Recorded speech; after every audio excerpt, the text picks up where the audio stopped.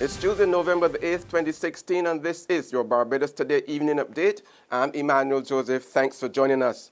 Topping the news at this hour, a University of the West Indies official today expressed shock and alarm over the results of a recent study which measured the physical activity of Barbadians between 25 and 54 years old. Lecturer with the Chronic Disease Research Center, Christina Howitt, told the World Town Planning Day Symposium this morning at Courtyard by Marriott Hotel that 9 out of 10 women in Barbados do not get enough physical activity. That 6 out of 10 men not getting enough activity is still a major health problem. And actually, we know that men tend to die more from chronic diseases than women anyway, partly because of biology and partly because they don't seem to like going to the doctor. So I don't know, we as public health people are told quite often not to alarm people with our statistics. But I don't know about you guys, I find this pretty alarming. This is terrible. 9 out of 10 women not getting enough activity is pretty shocking. And compared to other populations, these are really high levels. We have to do something about this. Selfish and out of touch with reality.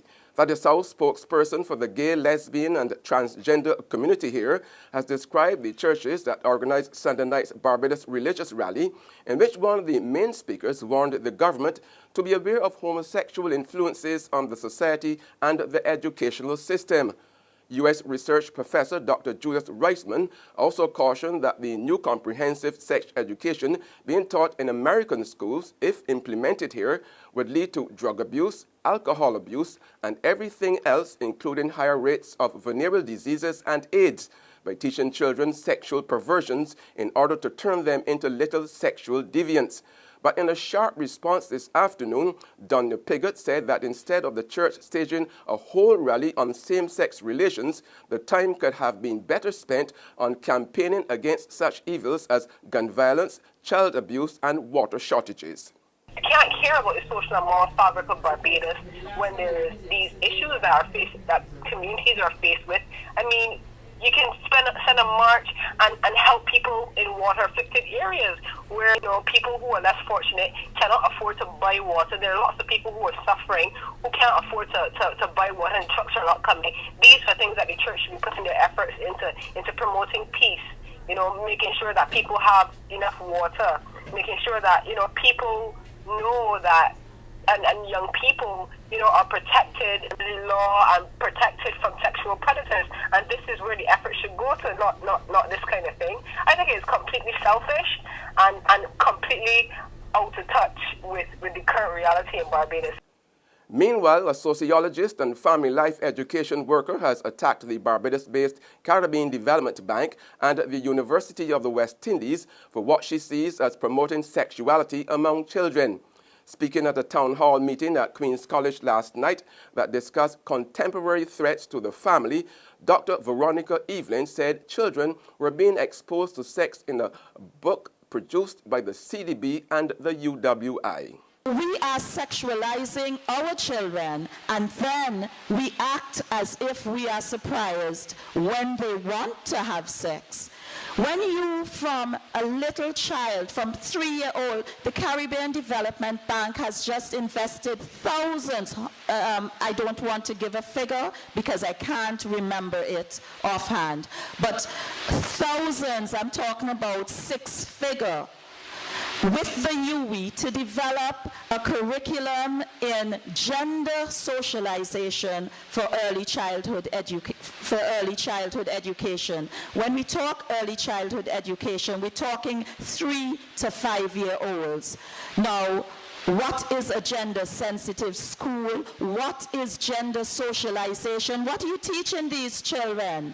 That they can be a male girl and a female boy. And there's, in book 5 of those books, there is an exercise that those children, and that book is full of inappropriate activities. There's an exercise, and at the end of it, it says, difference is good. Yes, it's true, difference is good. But the kind of difference where you are being trained away from who you really are, you are being trained to live an imitation life. Barbados will benefit from a multi-million-dollar program aimed at assisting 8 Caribbean countries to update their national implementation plans that relate to the exposure of toxic chemicals. The project is being implemented by the Trinidad-based Caribbean Public Health Agency, or CARPHA. In sports now, the West Indies Players Association is warning the West Indies Cricket Board of a possible lawsuit over its imposition of a no-objection certificate levy on its cricketers who want to skip their domestic or regional tournaments to play for the more lucrative international franchises. In a statement issued today, WIPA said the levy promotes the restraint of trade and is open to a legal challenge.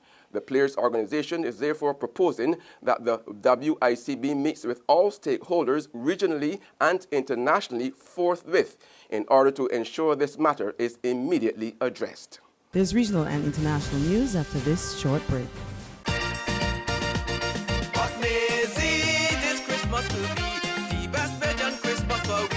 Maisie, it is all because Republic Bank just like Santa Claus. Maisie, fix up the kitchen and a new TV we get in. A special time to commemorate. Republic will help you celebrate. Get ready to celebrate 50 years of independence right through to the best Bajan Christmas ever with a Make It Happen loan of up to $50,000 from Republic Bank. Give your home a good old Bajan spruce up, buy some new furniture and appliances, or take an after-holiday trip to visit loved ones over and away. You could also be one of our lucky winners to share in fabulous prizes. Just visit any branch to apply. Go to republicbarbados.com or call us at 227-2700. We're also available via Skype and FaceTime. Special conditions apply. In Bajan style, it will be great with Republic Bank. Republic Bank, we're the one for you.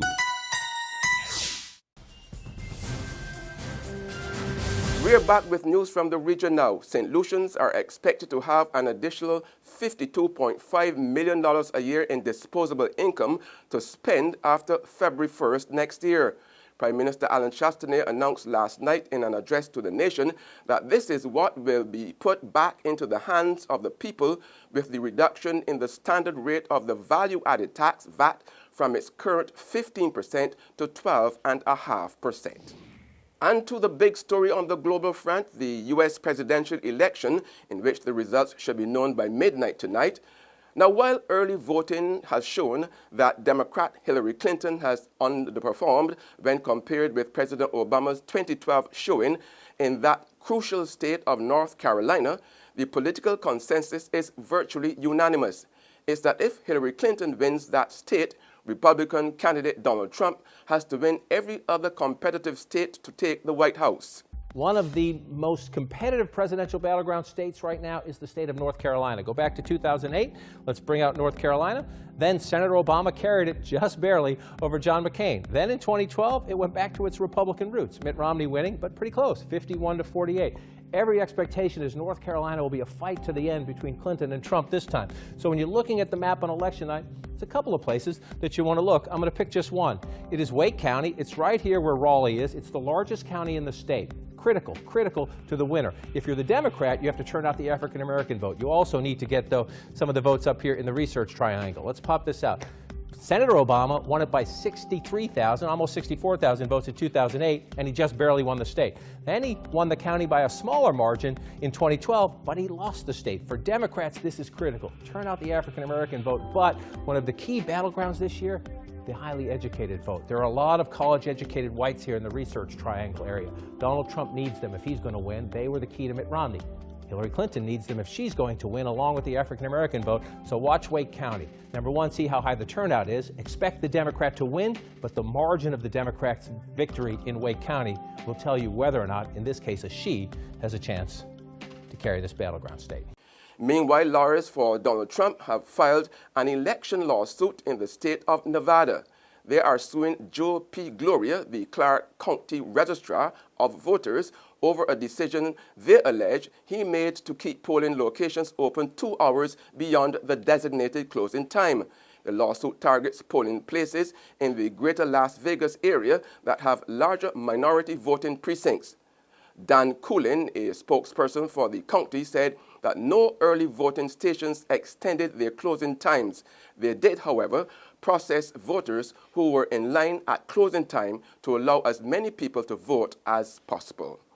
That's news and sports, but for the very latest, visit our website at www.barbadostoday.bb. Also subscribe to our e-paper, email updates, and like us on Facebook.